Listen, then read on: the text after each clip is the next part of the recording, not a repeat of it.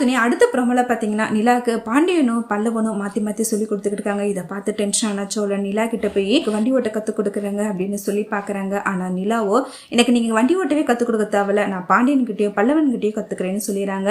இதனால ரொம்பவே டென்ஷனா இருக்கிறாங்க சோழன். இதை பார்த்துட்டு அவங்களுடைய அப்பா ரொம்பவே கிண்டல் பண்ணி சிரிக்கிறாங்க. அந்த பொண்ணு கிட்ட பழகுறதுக்காக எவ்வளவோ முயற்சி பண்ற, ஆனா உன் கூட பிறந்தவங்களே அதை பத்தி நினைச்சு பார்க்காம உனக்கு எதிராக இருக்காங்களேன்னு சொல்லிட்டு உஸ்பேத்தி விட்டுறாங்க. இதனால சோழன் பயங்கரமா டென்ஷன் ஆகி பாண்டியன் பல்லவன் 3 பேருக்கிட்டையும் ரொம்பவே கோவப்பட்டு பேசுறாங்க.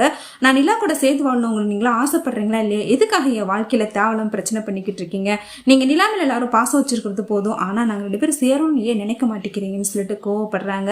அடுத்து பாண்டியன் பல்லவன் சேரன் 3 பேருமே பிளான் பண்றாங்க. நம்ம சோழனை நிலாவை சேர்த்து வைக்கிறதுக்கு ஏன்னா முயற்சி பண்ணாம இருக்கிறோம், கண்டிப்பா அதுக்கான முயற்சி நம்ம பண்ணணும்னு சொல்லிட்டு முடிவு எடுக்கிறாங்க. சோழனுக்கு பயங்கரமா சப்போர்ட்டா மாறு. அடுத்து சேரன் சோழன் நிலாவையும் சேர்த்து வைக்கிறதுக்காக பிளான் பண்றாங்க. நிலா கிட்ட 2 பேருமே வண்டி வாங்கினதுல இருந்து கோயிலுக்கு போயிட்டு வரல நிலா, வண்டி எடுத்துட்டு போயிட்டு 2 பேரும் கோயிலுக்கு போயிட்டு வாங்க அப்படின்னு சொல்றாங்க. சேரன் சொன்னதை கேட்டு ஓகே அண்ணான்னு சொல்லிட்டு சோழன் கூட வண்டியில ஏறி போறாங்க. அடுத்து சோழன் இதை பார்த்துட்டு பயங்கரமா சந்தோஷப்படுறாங்க. அடுத்து 2 பேரும் சேர்ந்து கோயிலுக்கு போறாங்க. கோயில 2 பேரும் சுத்தி வராங்க. அப்ப இங்க உள்ள லேடி ஒருத்தவங்க பார்த்துட்டு உங்களுடைய ஜோடி பொருத்தம் ரொம்பவே சூப்பரா இருக்கிறாங்க. அதை பார்த்துட்டு சோழன் மனசுக்குள்ள பயங்கரமா சந்தோஷப்படுறாங்க. அடுத்து நிலா சோழன் கிட்ட பயங்கரமா கோவப்படுறாங்க.